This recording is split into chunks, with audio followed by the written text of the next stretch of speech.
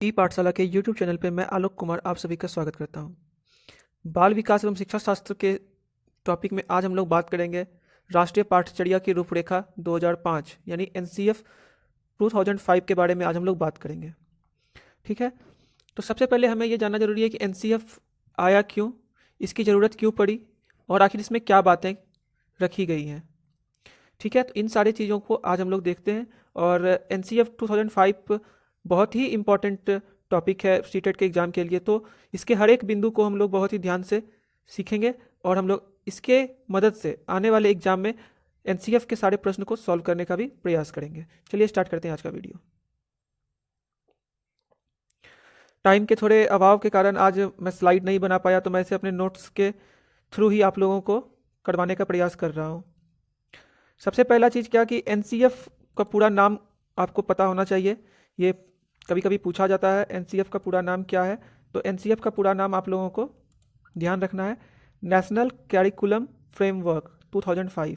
NCF का पूरा नाम, और हिंदी में इसको कहते हैं राष्ट्रीय पाठ्यचर्या की रूपरेखा 2005।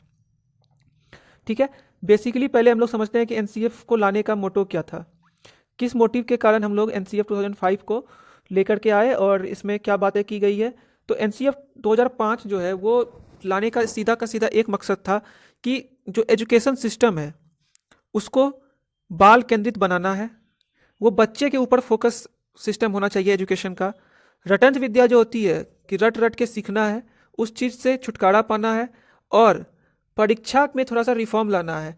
जैसे कि एग्ज़ाम के पर्सपेक्टिव से हम लोग को बच्चे को पढ़ाने का कोशिश नहीं करना है, तो परीक्षा का जो सिस्टम है वो थोड़ा जो है लचीला बनाना है। ठीक है, और किसी भी बच्चे के साथ जाति, धर्म या उसके लिंग के आधार पर किसी भी प्रकार का जो विभेद होता है उसको समाप्त करना ही एनसीएफ 2005 का मकसद है।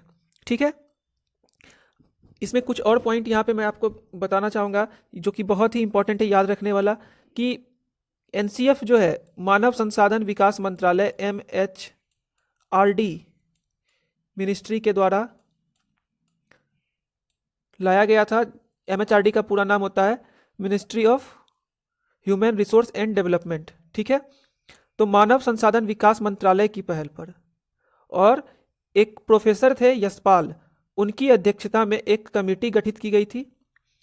याद रखिएगा, मैं फिर से रिपीट कर रहा हूं, मानव संसाधन विकास मंत्रालय का ये पहल था जिसमें कि यशपाल प्रोफेसर यशपाल थे जो कि बहुत ही बड़े शिक्षाविद थे। उनकी अध्यक्षता में एक कमेटी गठित की गई। उस कमेटी के अंदर बहुत सारे शिक्षाविदों को रखा गया और उन्होंने पूरा स्टडी करके ये एनसीएफ 2005 बनाने का काम किया है। तो पहला चीज़ आपको ये याद रखना है कि किनके अध्यक्षता में ये कमेटी बनी थी। ये एग्जाम में क्वेश्चन आया हुआ है, तो प्रोफेसर यशपाल, और कौन से मंत्रालय के अधीन आता है, तो मानव संसाधन विकास मंत्रालय के अंदर। ठीक है, बढ़ते हैं हम लोग आगे।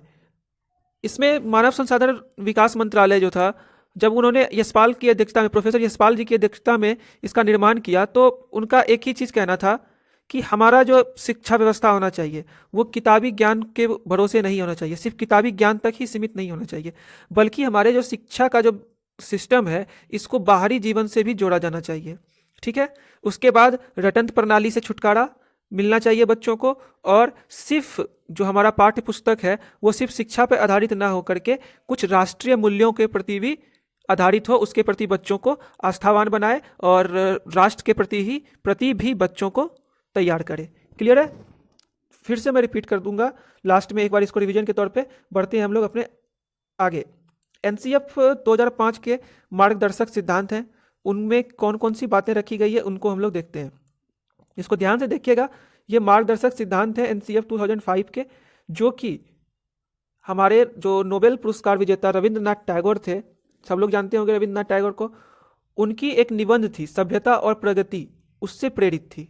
ठीक है, तो यहाँ पे क्वेश्चन पूछा जाता है कि एनसीएफ 2005 का जो मार्गदर्शक सिद्धांत है वो किनके निबंध से प्रेरित है, तो रविंद्रनाथ टैगोर के निबंध से प्रेरित है। कभी कभी क्वेश्चन आ जाता है कि रविंद्रनाथ टैगोर के किस निबंध से एनसीएफ 2005 का मार्गदर्शक सिद्धांत प्रेरित है, तो सभ्यता और प्रगति के निबंध से। क्लियर है?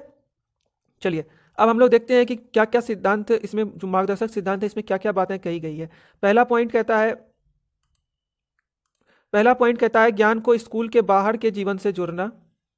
ठीक है, पढ़ाई को रटने की प्रणाली से अलग किया जाना चाहिए। मतलब वही सारी चीज़ें जो हमने इसमें उसका जो उद्देश्य बताया था, उसी चीज़ों को पॉइंट के व्यू में हम लोग यहाँ पे समझने का कोशिश करें और हर एक बात को लिंक करने का प्रयास करिएगा। पढ़ाई को रटने वाली सिस्टम से अलग रखना होगा। हमारा जो पाठ्यचर्या होगा, पुस्तक होगा, जो उसको हमारा जो करिकुलम में जो पुस्तक होगा, पाठ्य पुस्तक, उसको बस उसी पे फोकस नहीं रखना है हमारे पाठ्यचर्या को, उसको बाहरी जीवन से भी जोड़ना है। ठीक है, परीक्षा को लचीला बनाना है और उसके बाद फिर हमारे राष्ट्रीय मूल्यों के प्रति आस्थावान विद्यार्थी तैयार किया जाए, जिससे कि प्रजातांत्रिक राज व्यवस्था के अंतर्गत राष्ट्रीय चिंताएं समाहित हो। ठीक है, तो ये हमारे इसके मूल सिद्धांत, मार्गदर्शिका सिद्धांत थे कि इस बेस पे हमको अपने एजुकेशन सिस्टम को चलाना है और इस पे हम लोग को बात करना है। ठीक है, अब हम लोग यहाँ पे देखते हैं कि इसके संबंधित कुछ पॉइंट्स, कुछ सुझाव जो कि हम लोग के एनसीएफ 2005 को और भी ज़्यादा प्रभावी बनाता है। ठीक है, हमारा इसमें क्या होता है, जो बच्चों को हम शिक्षा देते हैं, मैं सारा चीज़ यहाँ पे मेंशन नहीं, लिखा हुआ नहीं है, ध्यानपूर्वक सुनने का कोशिश करेंगे कि बच्चों को जो शिक्षा दी जाती है वो हमारा क्या होना चाहिए, अमूर्त से मूर्त की तरफ। ठीक है, मूर्त से अमूर्त की तरफ, मूर्त से अमूर्त की तरफ जाने चाहिए। ठीक है, उसके बाद कोई भी अगर सूचना बच्चे को देते हैं तो ऐसा नहीं है कि वो बच्चा सिर्फ उस सूचना को सुन करके उसको ज्ञान मान ले, नहीं, कोई भी अगर सूचना बच्चे को मिलती है तो वो उसको सिर्फ सुन करके ज्ञान ना मान ले, बल्कि उसके पीछे अपना भी दिमाग लगाए कि क्या ये सही है या ऐसा हो सकता है। तो मतलब खुद की जो सोच होती है, खोजी प्रवृत्ति होती है, वो भी बच्चों में विकसित करना। ठीक है, ये भी इसकी एक विशेषता है। ठीक है, और उसके बाद फिर क्या होती है कि कोई भी करिकुलम में बड़े बड़े किताब को शामिल करने से परहेज करना चाहिए। क्यों? क्योंकि ये भी समझ में तो बच्चे को आना चाहिए कि किताबें, अगर हाई फाई किताब रखते हैं तो बच्चे को वो समझ में भी तो आना चाहिए। तो इस चीज़ से भी परहेज करता है एनसीएफ। उनका कहना है क्या कि एकदम सिंपल करिकुलम बनाओ जिसमें कि बच्चों को चीज़ें फैक्ट रूप से समझ में आए और उसमें बाहरी जीवन से भी उसको जोड़ने का प्रयास करना चाहिए। ठीक है, विद्यालय को तनाव मुक्त बनाने का, स्कूल को जो होता है, कोई भी स्कूल को, वो हम लोग के तनाव मुक्त बनाने का भी बात करता है। तनाव अगर होगा तो बच्चे सीख नहीं पाएंगे, और जितने बच्चे तनाव मुक्त रहेंगे उतने ही ज़्यादा बच्चे प्रभावी रूप से सीखेंगे। तो ये भी जो है एक सुझाव, विशेषता है एनसीएफ का कि विद्यालय को सबसे पहले आप तनाव मुक्त बनाने का प्रयास करिए। ठीक है, और उसके बाद फिर बच्चों को जब हम लोग कोई भी सहशैक्षिक गतिविधि करवाते हैं तो उसमें क्या होता है, कोई भी सहशैक्षिक गतिविधि में बच्चों के साथ साथ उसके पेरेंट्स को भी जो है उसमें शामिल करिए, जिससे कि पढ़ाई का वातावरण, माहौल जो है उसको ज़्यादा अच्छा मिले, उसके पेरेंट्स जो हैं वो भी उस वैल्यू को समझें। तो क्या करना है, पेरेंट्स को भी एक्स्ट्रा कैरिकुलम एक्टिविटी जो हम लोग करवाते हैं विद्यालय में, सहशैक्षिक गतिविधि, उसमें शामिल करना। ठीक है, और पाठ्य पुस्तक वैसा ही लाना चाहिए जो कि बच्चे को अंतः क्रिया करने का मौका दे। ठीक है, ये सारी विशेषताएं हम लोगों के एनसीएफ 2005 की थी, जिससे कि हम लोग किसी भी शिक्षा व्यवस्था को ज़्यादा प्रभावी बना सकते हैं, वो बाल केंद्रित बना सकते हैं। तो ये सारी बातें जो रखी गई है, ये इसका एक ही मकसद है कि विद्यालय में जो शिक्षा का सिस्टम होना चाहिए वो चाइल्ड सेंट्रिक हो, बच्चे पे केंद्रित हो, रटंत विद्या से अलग हो। उसको वातावरण में ही वैसा माहौल बनाइए जिससे कि बच्चा सीखे, उसको रटने की जरूरत ना पड़े। ठीक है, कोई भी तनाव वाली जो वातावरण होती है उसको मत बनने दीजिए विद्यालय में, तनाव मुक्त वातावरण रखिए जिससे कि बच्चे अधिक प्रभावी रूप से सीखें। जो एक्स्ट्रा करिकुलम एक्टिविटी, सहशैक्षिक गतिविधि करवाते हैं, उसमें बच्चों के साथ साथ उनके अभिभावकों को भी जोड़ना, ये एक बहुत ही अच्छा कदम है एनसीएफ 2005 का। ठीक है, पाठ्य पुस्तक में वैसे ही किताबों को शामिल करना जो कि बच्चों को अंतः क्रिया करने का मौका दे। तो ये सारी इसकी प्रमुख सुझाव थी, विशेषताएं थी। अब हम लोग आगे चलते हैं इसके लक्ष्य के बारे में। हम लोग अब बात करेंगे एनसीएफ 2005 के लक्ष्य क्या है, शिक्षा के लक्ष्य क्या रखे हैं एनसीएफ 2005 के अंदर। तो पहला लक्ष्य हमारा क्या रखा है, बच्चों को बाह्य अनुभव से जोड़ना। ठीक है, और उसके लिए उसको क्या करना होगा, किसी भी शिक्षक को बच्चों की बातों को ध्यानपूर्वक सुनने का कोशिश करना चाहिए। जब आप बच्चों के बातों को ध्यानपूर्वक सुनेंगे तो बच्चों को लगेगा कि हमारे बातों को तवज्जो दी जा रही है, हमें भी आगे बढ़ने का मौका दिया जा रहा है, हमें भी जुड़ने का मौका दिया जा रहा है। तो शिक्षक के रूप में हमारा प्रयास होना चाहिए कि हमें बच्चों को बाह्य अनुभव से जोड़ने का कोशिश करना चाहिए। इसलिए हम लोग कर क्या सकते हैं इस क्रम में कि हम लोग बच्चे को अधिक से अधिक बोलने का मौका दें, जो वो करना चाह रहे हैं उनको ध्यान से सुना जाए। ठीक है, जिससे उनके अंदर जो है पॉजिटिविटी की भावना आएगी। दूसरा लक्ष्य है एनसीएफ 2005 का आत्मज्ञान। आत्मज्ञान का मतलब हमारा यहाँ पर यह है कि उसको खुद से, अंतःक्रिया वाला जो बात हम लोग कर रहे थे ना, खुद से अपनी आंतरिक क्रिया के द्वारा किसी भी चीज को सीखना, किसी भी चीज को खोजना, किसी भी चीज को समझना, क्या सच है क्या गलत है, उसको अपने आंतरिक भाव से, आत्म भाव से उस चीज को समझना या उस चीज को जानना ही आत्मज्ञान है। तो ये भी एनसीएफ 2005 का एक लक्ष्य है। अगला लक्ष्य हमारा क्या है कि सांस्कृतिक विविधताओं का सम्मान किया जाना चाहिए। जो हमारे कल्चरल डाइवर्सिटीज हैं, सांस्कृतिक विविधता है, उनका सम्मान किया जाना चाहिए। कल्चरल डाइवर्सिटी में हमारा क्या आता है कि कोई एक विद्यालय में विभिन्न समुदाय के बच्चे रहते हैं, पढ़ते हैं, तो उनका हर एक का कल्चर अलग अलग होगा। तो बच्चों के अंदर ये भी भावना जागृत करना है कि किसी भी समुदाय का अगर कोई सांस्कृतिक गतिविधि है या उनका फेस्टिवल है या कुछ भी इस तरह का है, तो हर एक का सम्मान करना। ये नहीं कि किसी और का सांस्कृतिक या किसी जो उसके मतलब का तो नहीं कह सकते, जो उनको उनके कल्चर में फॉलो नहीं किया जाता है, वो उससे हीन भावना से देखें या उससे वो कटे कटे से नहीं। तो सांस्कृतिक विविधता का सम्मान करना भी बच्चों को सिखाना है। ये भी एनसीएफ 2005 के अनुसार जो है शिक्षा का एक लक्ष्य है। ठीक है, अगला लक्ष्य क्या है कि व्यक्ति, एनसीएफ 2005 के अनुसार व्यक्तिक अंतर के महत्व को स्वीकार करना चाहिए, जिससे बच्चे में जो क्वालिटी है, जैसे इसमें क्या व्यक्तिक अंतर कि हर एक बच्चे के अंदर इक्वल क्वालिटी नहीं हो सकते, अलग अलग क्वालिटी होंगे।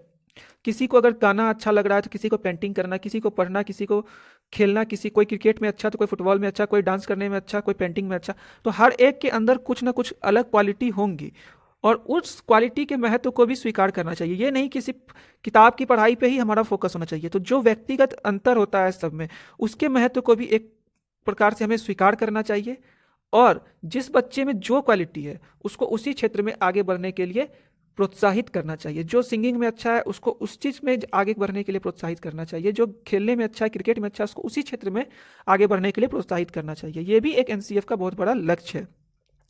अगला लक्ष्य के बारे में बात करें तो एनसीएफ 2005 कहता है कि ज्ञान के वस्तुनिष्ठ तरीकों के साथ साथ साहित्य और कलात्मक रचनात्मकता को भी मनुष्य के ज्ञानात्मक विकास का हिस्सा मानना चाहिए। इसमें क्या बात करते हैं कि वस्तुनिष्ठ तरीके से, मतलब किसी भी चीज का जो सब्जेक्टिव तरीका होता है, सिर्फ टॉपिक वाइज जो होता है, उस चीज को सीखने के साथ साथ हमें क्या करना चाहिए, वो कैसे हमारे साहित्य से जुड़ा हुआ है, उसमें कैसे कलात्मक, मतलब उसको हम लोग और अपने आर्ट के थ्रू, पर्यावरण के थ्रू, कैसे उसमें क्रिएटिव वे में हम लोग उस चीज को अपने ज्ञान से जोड़ने का प्रयास कर सकते हैं। ठीक है, जैसे हम लोग पर्यावरण के बारे में, इन्वायरमेंट के बारे में ही कोई चीज़ पढ़ते हैं, तो उसको सब्जेक्टिव जो हम लोग एक किताब से पढ़ाने के बाद उसको हम लोग कैसे उसको साहित्य और कलात्मक और रचनात्मकता से जोड़ना होगा। तो उसको हम लोग उसके बारे में पुराने समय का जो कहानी होगा कुछ उस तरीके से सुना करके पर्यावरण के महत्व से जोड़ेंगे, या फिर उसे अपने कक्ष से बाहर ले जा करके खुले पर्यावरण में ले जा करके उसकी क्रियाओं के बारे में समझाएंगे। तो इस सब तरीके की चीज़ से जब हम लोग बात करेंगे ना, तो उसके अंदर जो है ज्ञानात्मक विकास का बहुत ज़्यादा डेवलपमेंट होगा, उनका ज्ञानात्मक विकास। ठीक है, और एनसीएफ 2005 जो है इस तरह का वस्तुनिष्ठ तरीके के साथ साथ जो कलात्मक और साहित्य से जुड़ने वाली क्रिया है, इन सब तरीकों को भी एक बहुत ही महत्वपूर्ण हिस्सा मानता है बच्चों के अंदर ज्ञानात्मक विकास का। ठीक है, बढ़ते हैं हम लोग अगले लक्ष्य की तरफ। शिक्षा की पद्धति में हर प्रकार के शोषण और अन्याय, गरीबी, लिंग भेद या फिर जातिगत झुकाव से मुक्त बनाना भी एनसीएफ का लक्ष्य है। ये तो क्लियर हो गया होगा कि जाति विशेष करके अगर हम लोग किसी बच्चे को कि वो दलित है, वो ब्राह्मण है, वो पिछड़ा है, वो अगड़ा है, तो इस तरह से अगर हमारा किसी बच्चों के प्रति झुकाव होता है तो वो गलत होता है। अगर हम लोग किसी को लड़का या लड़की के आधार पे उसको प्रायोरिटी देते हैं ज़्यादा, तो ये भी एनसीएफ के अनुसार गलत है। किसी बच्चे का शोषण होना, उसके साथ अन्याय होना, इन सारी चीज़ों से शिक्षा व्यवस्था को मुक्त बनाना ही एनसीएफ 2005 का लक्ष्य है। क्लियर, बढ़ते हम लोग अपने अगले लक्ष्य की तरफ। बच्चों को स्कूल में जो पठन पाठन करवाते हैं उसका माहौल इस तरह का बना करके दीजिए कि बच्चों में लीडरशिप की भावना का पैदा हो। ठीक है, बच्चों में इस तरह का माहौल बनाइए पठन पाठन का स्कूल के अंदर कि उसके अंदर जो है नेतृत्व करता, किसी भी चीज को लीड करना, उसको नेतृत्व करने की क्षमता का विकास उसमें होना चाहिए। क्लियर है, बढ़ते हैं हम लोग अपने अगले लक्ष्य की तरफ। अपने देश पर गर्व करने वाली भावना का विकास करना चाहिए, राष्ट्रीयता की भावना का विकास होना चाहिए बच्चों के अंदर। क्लियर है, एनसीएफ का यह भी एक लक्ष्य है। एनसीएफ 2005 कहता है कि मूल्य का उपदेश ना देकर सिर्फ उसे किसी चीज के मूल्यों का, मतलब कि अगर हम कोई चीज़ पढ़ा रहे हैं तो उसके बारे में सिर्फ उपदेश दे करके कि झूठ नहीं बोलना चाहिए, चोरी करना पाप है, या ये सारा चीज़ क्या हुआ, उपदेश देना। किसी भी चीज़ का उपदेश ना दे करके उसे उस तरह का माहौल बना करके दीजिए जिससे कि बच्चे को उसके अंदर की भावना, क्या सही है क्या गलत है, वो मूल्य को पहचानने की शक्ति उसके अंदर विकसित हो। क्लियर है? तो उपदेश ना दे करके उसे उसी प्रकार के वातावरण को बनाकर दें जिससे कि उनको सीखना ज़्यादा आसान हो। सहशैक्षिक गतिविधि में बच्चों के अभिभावक को भी जोड़ा जाए। क्लियर है? ये अंतःक्रिया करने का मौका दे, वैसा पाठ्यपुस्तक उपलब्ध कराएं जो कि बच्चों को अंतःक्रिया करने का मौका दे। ठीक है, यहाँ पे अब हम लोग यहाँ पे थोड़ा सा पाठ्यपुस्तक और पाठ्यक्रम की बात कर लें। तो पाठ्यक्रम जो होता है, पाठ्यक्रम का जब हम लोग बात करें, यहाँ पे देखते हैं, एक सेकेंड।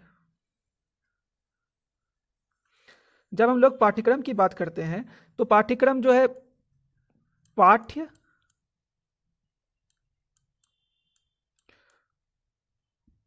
और क्रम दो शब्द से मिलकर के बना है। ठीक है, पाठ्य का मतलब क्या होता है कि पढ़ने योग्य सामग्री, पढ़ने वाला चीज, और क्रम मतलब एक निश्चित व्यवस्था। तो जब किसी भी पढ़ने योग्य सामग्री को एक निश्चित व्यवस्था के अंदर हम लोग ले आते हैं, एक क्रमवार तरीके से हम लोग ले आते हैं, तो उसको पाठ्यक्रम कहते हैं। जैसे कि अगर हम लोग 1 क्लास में हैं तो 1 क्लास में हम लोग को क्या पढ़ना चाहिए, कक्षा 2 में जाते हैं तो फिर उसको क्या सीखना चाहिए, 3, इस तरह से क्रमवार तरीके से जो हम लोग पढ़ने की जो व्यवस्था बनाते हैं, इसी को हम लोग पाठ्यक्रम कहते हैं। ठीक है, और इस पाठ्यक्रम में जैसे कि कक्षा 1 में है तो जिस सामग्री से, जो अगर कोई पुस्तक है उसको अगर शामिल किया जाता है तो वो कक्षा 1 का पाठ्य पुस्तक हो जाएगा। ठीक है, जो कक्षा 2 में जो चीज़ हम लोग पाठ्यक्रम के अनुसार बनाए कि ये पढ़ना है, उसके अनुसार जो किताबें होगी वो कक्षा 2 की पाठ्य पुस्तक कहलाएगी। क्लियर है यहाँ पे? अब इसी चीज को पूरा जो है, इस व्यवस्था को जब हम लोग एक क्रमवार तरीके में पढ़ने की सामग्री को, पढ़ने वाली चीज़ों को जब हम लोग क्रमवार तरीके से लगाते हैं तो इसको हम लोग क्या कहते हैं, पाठ्यक्रम, और इंग्लिश में इसको क्या कहते हैं, करिकुलम। ठीक है, करिकुलम अब जो है हमारा, वो करिकुलम वर्ड जो है लैटिन शब्द जो है कुर्रर से आया था। ठीक है, कुर्रर, CURRAR, कुर्रर से आया है, और ये आपको याद रखना है कि ये लैटिन वर्ड है। ठीक है, कुर्रर, इसी से कैरिकुलम बना है, और इसका मतलब क्या होता है, दौड़ का मैदान। ठीक है, दौड़ का मैदान। तो हम लोग कह सकते हैं कि कैरिकुलम क्या है, एक ऐसा दौड़ का मैदान है जिस पर दौड़कर विद्यार्थी अपने निर्धारित लक्ष्य को प्राप्त कर सकता है। यानी हम लोग कह सकते हैं कि पाठ्यक्रम एक ऐसा दौड़ का मैदान है जिस पे दौड़ करके बच्चे अपने निर्धारित किए गए लक्ष्य को प्राप्त कर सकता है। क्लियर है यहाँ तक? कुछ और हम लोग बात कर लेते हैं इसके बारे में, जो छोटे छोटे पॉइंट्स हैं कि NCF 2005 जो है, इसमें भाषा की जो फार्मूला रखी गई है, भाषा का इसमें जो बात किया गया है वो त्रिभाषी रखा गया है। ठीक है, 3 भाषा पे बेस्ड रखा गया है। ठीक है, हर एक जगह पे, हर एक राज्य में क्षेत्र के भाषा के अनुसार इसमें अलग अलग भाषाएं हो सकती है, लेकिन NCF जो कहता है, भाषा का जो फार्मूला रखा है इसमें, वो 3 स्तर पे रखा है कि आपको 3 भाषा को इसमें इंक्लूड करके चलना है। ठीक है, जैसे हमारे तरफ, अपने बिहार तरफ क्या होता है कि हिंदी एक भाषा रखा गया है, इंग्लिश को रखा जाता है, साथ साथ संस्कृत को रखा जाता है। जो मुस्लिम समुदाय के होते हैं उनके लिए संस्कृत की जगह पे उर्दू हो जाता है। तो ये आपको समझ में रखना है कि भाषा का स्तर यहाँ पर जो है त्रिस्तरीय भाषा का फार्मूला रखा गया है NCF 2005 के अंदर। ठीक है, इसमें जो प्रथम भाषा होगी वो हमेशा हमारा क्या होगा, हमारा जो है राष्ट्रीय भाषा या राज्य की भाषा होगी, नेशनल लैंग्वेज होगा। ठीक है, या फिर स्टेट लैंग्वेज होगा, राष्ट्रीय भाषा या राजकीय भाषा होगी। दूसरा वाला जो भाषा है, भाषा का जो दूसरा स्तर होगा, या इसमें हम लोग कह सकते हैं कि इसमें हमारा जो है इंटरनेशनल लैंग्वेज को रखा जाएगा, इंटरनेशनल लैंग्वेज को रखा जाएगा, तो वो हमारा क्या हो जाएगा, इंग्लिश हो जाएगा। क्लियर है? और तीसरे भाषा में जो है हमारा क्षेत्रीय भाषा को रखा जाएगा, जैसे कि हमारे अपने तरफ संस्कृत चलता है तो संस्कृत हो गया, कहीं पंजाबी चलेगा, कहीं पे उर्दू चलेगा, कहीं पे तमिल चलेगा। ठीक है, कहीं पे मराठी चलेगा, इस तरह से। तो यहाँ पर क्या हो जाएगा हम लोग का रीजनल लैंग्वेज तीसरे स्तर पे। तो 3 स्तर पे भाषा का हम लोग का इसमें NCF बात करता है, त्रिभाषी मॉडल का। तो पहला मॉडल का जो पहला भाषा होगा वो हमारा राष्ट्रीय भाषा या राजकीय भाषा होगा, जो कि हिंदी है। और दूसरा हम लोग का इंटरनेशनल लैंग्वेज होगा, जो अंतर्राष्ट्रीय भाषा होगी, वो इंग्लिश है। ये दोनों फर्स्ट और सेकेंड लैंग्वेज जो है हमेशा फिक्स रहेगा ठीक है, हर लोगों के लिए कॉमन रहेगा। और तीसरे स्तर पे जो है हमारा रीजनल लैंग्वेज होगा, जो कि क्षेत्र बाय क्षेत्र अलग अलग भाषा को प्रयोग करेगा। कहीं पे अगर संस्कृत का क्षेत्रीय भाषा है तो वहाँ पे संस्कृत का प्रयोग करेंगे, कहीं पे अगर तमिल है तो तमिल का प्रयोग करेंगे, बंगाली है तो बंगाली भाषा का प्रयोग करेंगे। अगर वहाँ पे मराठी भाषा का प्रयोग होता है तो मराठी भाषा को तीसरे भाषा के रूप में हम लोग सीखेंगे। ठीक है, क्लियर। अब हम लोग कुछ और अगला पॉइंट देखते हैं कि एनसीएफ 2005 जो है, इसका जो प्रमुख स्रोत है, प्रमुख स्रोत जो है इसमें किस बात से मतलब जो है हम लोग, एक जो होता है ना कि उद्देश्य, टैग लाइन जो होता है, तो एनसीएफ 2005 का टैग लाइन क्या कहता है? टैग लाइन का मतलब होता है कि एक ऐसा वाक्य जिससे कि उसका पूरा उद्देश्य समझ में आ जाए, टैग लाइन। यानी इसको हम लोग कह सकते हैं कि प्रमुख स्रोत क्या है एनसीएफ 2005 का, तो इसका है शिक्षा बिना बोझ के, education without burden, education without burden, बिना बोझ के शिक्षा। अब बिना बोझ के शिक्षा से आप क्या समझते हैं? Education without burden. आपको ये इंग्लिश और हिंदी दोनों में इसका मतलब ये नाम याद रखना है। कभी कभी शिक्षा बिना बोझ के ना दे करके एजुकेशन विदाउट बर्डन हिंदी में भी लिख देता है। तो मतलब ऐसा क्या एजुकेशन सिस्टम बनाना हमारा जिसमें कि बच्चे के ऊपर कोई बोझ ना हो, पाठ्यक्रम हमारा ऐसा हो जो बच्चे को बोझ ना लगे, वो उसको हंसते खेलते बिना तनाव के सीख ले। यही हमारे एनसीएफ 2005 का टैगलाइन है, इसी पे पूरा बात करता है एनसीएफ 2005। क्लियर है? बढ़ते हैं अगले पॉइंट की तरफ। एनसीएफ जो है, एनसीएफ 2005 जो है सिफारिश करता है किस चीज़ का, कि कक्षा में एक क्लास के रूम के अंदर जो हम लोग टॉपिक पढ़ाए, कुछ टॉपिक पढ़ाए होंगे, इस टॉपिक को विद्यार्थी के डेली लाइफ से, दिन प्रतिदिन की जो घटना घटती है उनके डेली लाइफ में, उससे जोड़ना। जो टॉपिक पढ़ा दिए, कॉन्सेप्ट समझा दिए, उसके बाद उसको दैनिक जीवन में कैसे जोड़ना है, इस चीज़ पे बात करता है एनसीएफ 2005। और यही प्राथमिक स्तर पर जो है बच्चों के शिक्षा का मेन मोटिव होता है। खास करके ये वाला जो टॉपिक हमने बताया कि टॉपिक पढ़ाया उसको डेली लाइफ से जोड़ना, ये मैथ के, जब हम लोग एनसीएफ के अंदर मैथ के एजुकेशन की बात करते हैं तो ये वाला वहाँ पे ज़्यादा फॉलो करने का प्राथमिक स्तर पे बात करता है एनसीएफ। कहता है कि जैसे हमने यहाँ पे इसको सम, जोड़ की क्रिया बताया, तो इस चीज़ को पढ़ाने के बाद आप इसको इसके दैनिक जीवन से जोड़ करके बताइए कि बच्चा इसको अपने दैनिक जीवन में कैसे प्रयोग करेगा। अगर उसको हम लोगों ने प्रॉफिट लॉस बताया है, सॉरी प्रॉफिट लॉस तो प्राथमिक स्तर पे नहीं होगा, फिर भी एक एग्जांपल ले लेते हैं कि प्रॉफिट और लॉस के बारे में बताया है, तो अगर प्रॉफिट का मतलब लाभ क्या होता है, इसमें कैसे हम लोग बताएंगे उसको कि विक्रय मूल्य जब हमारा ज़्यादा हो जाएगा क्रय मूल्य से तो वो प्रॉफिट कहलाता है। तो इसके बाद ये चीज़ उसको समझाने के बाद उसको एग्जाम्पल देंगे डेली लाइफ से जोड़ने का, कि जब कोई भी दुकानदार किसी सामान को खरीद के लाता है तो वो उसको कुछ दाम बढ़ा करके बेचता है ताकि उसे कुछ लाभ हो। तो ये सारे तरीके से इसको जोड़ करके हम लोग जो है कॉन्सेप्ट, टॉपिक का कॉन्सेप्ट दिए, फिर उसको डेली लाइफ से जोड़े। ये मैथ के एजुकेशन के अंदर एनसीएफ 2005 इस चीज़ पे विशेष जोर देता है। अब जब हम लोग यहाँ पे मैथ की बात कर रहे हैं, एनसीएफ 2005 के अंदर मैथ की बात कर रहे हैं, तो एक चीज़ और यहाँ पे ध्यान रखिएगा कि एनसीएफ 2005 के अंदर जो है गणित के शिक्षा के बारे में बताता है कि गणित का शिक्षा जो होता है, गणित का शिक्षा जो होता है वो हायर गोल जो होगा, उसका उच्चतर लक्ष्य जो होगा उसको प्राप्त करने की दिशा में प्रेरित होना चाहिए। हायर गोल जो होगा बच्चे का, जैसे कि गणित सिखाने के बाद हमारा हायर गोल क्या हो सकता है कि उसको उस चीज़ का प्रयोग करके आने वाले ऊपरी कक्षा में या अपने लाइफ में एक विशेष प्रकार के चीज़ों, कोई भी एक विशेष स्ट्रीम की तरफ मूव करना ईजिली वे में, क्योंकि गणित एक ऐसा चीज़ है जो कि हमारे डेली लाइफ में बहुत ही ज़्यादा यूजफुल है। ऐसे तो सारे सब्जेक्ट हैं लेकिन गणित का एक विशेष योगदान है। तो एनसीएफ सीधा सीधा कहना है एनसीएफ का कि एजुकेशन सिस्टम के अंदर गणित को अपने लक्ष्य की प्राप्ति के लिए ईजी वे में और इम्पॉर्टेंट तरीके से लेना चाहिए। इम्पॉर्टेंट भी मानना चाहिए लेकिन उसको इतना सुगम तरीके से पढ़ाना चाहिए, उसका पाठ्यक्रम इतना सुगम बनाना चाहिए कि वो अपने लक्ष्य को प्राप्त करने में सफल हो जाए। क्लियर है? अब यहाँ पे हम लोग गणित के बारे में बात कर ही लिए, अब हम लोग बात करते हैं यहाँ पे एनसीएफ के अंदर जो है बात करते हैं जब हम लोग सीखने की। एनसीएफ 2000 के अंदर जब हम लोग बात करते हैं सीखने की, तो सीखने से इसका मतलब क्या होता है, उस चीज़ को सीखना जो होता है एनसीएफ 2005 के अंदर वो क्या है।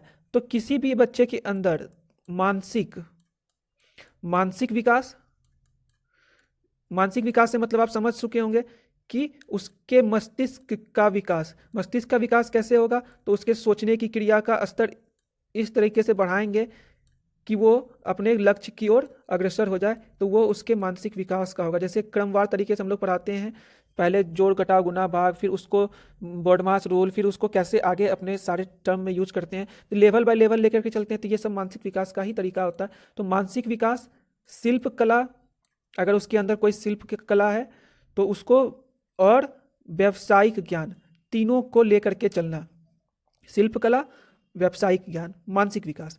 ठीक है, मानसिक विकास कर दिए। अब इसके बाद क्या होगा सीखने का मतलब, कि इसके बाद उसको कुछ शिल्प का ज्ञान होना चाहिए, और उसके बाद कुछ उसको व्यावसायिक ज्ञान भी होना चाहिए। ये तीनों चीज जो है सीखने का बात करता है एनसीएफ 2005। पहला पॉइंट, मानसिक विकास कैसे होगा इसको सीखना, शिल्प कला, ठीक है, शिल्प कला केंद्र और व्यावसायिक ज्ञान, इन तीनों के बारे में बात करता है एनसीएफ 2005 सीखने के लिए।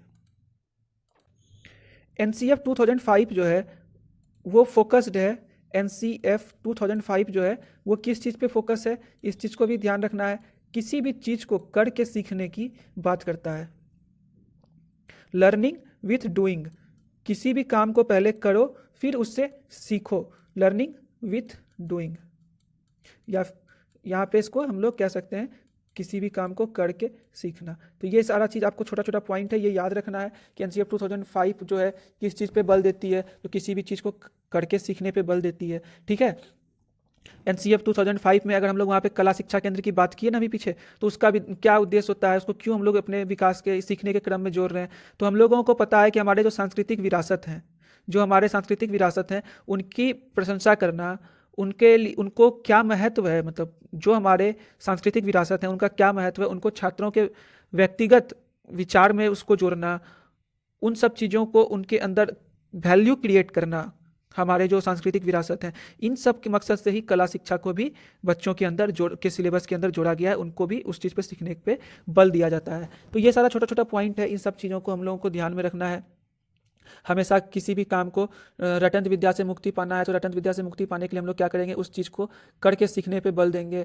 ठीक है, तो गणित के बारे में जब बात करेगा तो गणित का एक ही उद्देश्य है यहाँ पे क्या, कि उस सिलेबस को इतना ईजी और इम्पॉर्टेंट है लेकिन उसको इतना ईजी बनाइए कि वो अपने हायर गोल को, लक्ष्य को प्राप्त करने में सफल हो जाए। ठीक है, टॉपिक्स को विद्यार्थियों को, गणित के टॉपिक्स को विद्यार्थियों के दैनिक जीवन से जोड़िए, जिससे कि बच्चे का गणित का विकास हो जाए। ये सारा चीज़ हम लोग को रखना है ध्यान में। मार्गदर्शक सिद्धांत के अंदर नोबेल पुरस्कार विजेता हमारे रविन्द्रनाथ टैगोर के निबंध से लिया गया था। ठीक है, और उसमें मार्गदर्शक सिद्धांत का क्या बात निहितार्थ है, तो उसमें निहितार्थ है क्या, कि स्कूल के ज्ञान को, स्कूल में जो ज्ञान देते हैं उसको बाहर के जीवन से जोड़ना। ठीक है, और इसमें एक चीज़ याद रखिएगा, यहाँ पे कन्फ्यूजन हो जाता है मूर्त अमूर्त, अमूर्त मूर्त, तो यहाँ पे पहले रखिएगा मूर्त से अमूर्त की तरफ जाने का रखता है बात। ठीक है, मूर्त से अमूर्त की ओर जाने का, यानी ज्ञात है उससे अज्ञात की ओर जाने का, ज्ञात से अज्ञात। यानी यहाँ पे फिर से एक बार मैं क्लियर करता हूँ, मूर्त से अमूर्त का मतलब क्या होता है। मूर्त का मतलब क्या है, बहुत सारे एग्जाम्पल्स दे करके उसको समझाइए और उससे फिर जो है उसके फार्मूला की तरफ, यानी कॉन्सेप्ट की तरफ उसको लेकर के जाइए। ठीक है, यानी ये एग्जाम्पल हमको ज्ञात है, ये हम लोग को ज्ञात है, फार्मूला दिया हुआ, लेकिन यहाँ पे क्या होगा, वो अज्ञात है। तो ज्ञात से अज्ञात की तरफ, मूर्त से अमूर्त की तरफ लेकर के जाना है। ठीक है, भाषा का 3 स्तर यहाँ पे रखा जाता है, वो त्रिभाषाई फार्मूला, या आपको ये भी क्लियर हो गया होगा। इसमें पहला भाषा जो होगा लैंग्वेज 1 में जो होगा वो हम लोग का राजकीय भाषा या राष्ट्रीय भाषा लिया जाएगा। लैंग्वेज 2 जो होगा हमारा, वो हमारा क्या होगा, अंतर्राष्ट्रीय इंटरनेशनल होगा। और लैंग्वेज 3 जो होगा हमारा, वो रीजनल होगा, क्षेत्रीय होगा। क्लियर है, यहाँ पे इसमें जो है पहला राष्ट्रीय भाषा या राजकीय भाषा में हमेशा हिंदी रहेगा। लैंग्वेज 2 में जो है हमारा इंटरनेशनल भाषा में इंग्लिश रहेगा। इसमें हमारे तमिल, पंजाबी, संस्कृत, उर्दू, मराठी इस तरीके से चेंज होंगे। ये दोनों ऑलमोस्ट कांस्टेंट रहता है, स्थिर रहता है, चेंज ये वाला होता है। क्लियर हो गया होगा यहाँ पर भी। ओके, और कमिटी कौन सा था, professor Yashpal committee, professor Yashpal, याद रखिएगा ये क्वेश्चन बहुत आता है। यशपाल प्रोफेसर कौन सी कमेटी की सिफारिश पे एनसीएफ 2005 लाया गया, तो प्रोफेसर यशपाल कमेटी। और किस मंत्रालय के अधीन आता है, तो मानव संसाधन विकास मंत्रालय, एमएचआरडी के अंदर आता है। ठीक है, एनसीएफ 2005 का जो कार्यशाला वर्कशॉप या जो भी इसका बातें होती है, इसका जो वर्कशॉप होता है वो हमेशा ये एनसीईआरटी दिल्ली के अंदर होता है। ये याद रखिएगा कि अगर आपसे कभी पूछा जाता है क्या कि एनसीएफ 2005 की कार्यशाला कहाँ पर आयोजित की गई थी, तो नई दिल्ली एनसीईआरटी के अंदर। ठीक है, कैरिकुलम जो एक कैरिकुलर करिकुर सॉरी यहाँ पे क्या था, कैरिकुलम जो है हमारा लैटिन भाषा से आया है, जिसका की मतलब होता है क्या, दौड़ का मैदान। क्लियर है? आई थिंक सारे क्वेश्चन ऑलमोस्ट यहाँ पे मैं डिस्कस कर चुका हूँ जो इंपॉर्टेंट मुझे लगा। एनसीएफ 2005 में जो है रविन्द्रनाथ टैगोर का कौन सा निबंध से उसको जोड़ा गया था, तो निबंध का नाम याद रखिएगा, सभ्यता और प्रगति। एनसीएफ का प्रमुख सूत्र क्या है, बिना भार के अधिगम। कमिटी यशपाल का है, और मंत्रालय मानव संसाधन विकास मंत्रालय है, 2005 में लाया गया था। क्लियर है? और याद रखिएगा एनसीएफ 2005 में लाया गया था, और ये अभी तक का सबसे नवीनतम, सबसे लेटेस्ट एजुकेशन का जो है दस्तावेज है। क्लियर है? तो समाप्त करते हैं हम लोग एनसीएफ 2005 को यहीं पर। आई होप आप लोगों को एनसीएफ 2005 का सारा कॉन्सेप्ट, छोटे छोटे पॉइंट्स क्लियर हो गए होंगे। कोई भी डाउट्स हो तो कमेंट सेक्शन में लिखना ना भूलें। वीडियो अच्छा लगा तो लाइक का बटन दबाएं, चैनल पर नए हैं तो सब्सक्राइब करें। मिलते हैं अगली कक्षा में कुछ नए कंटेंट के साथ। आज के लिए बस इतना ही, धन्यवाद।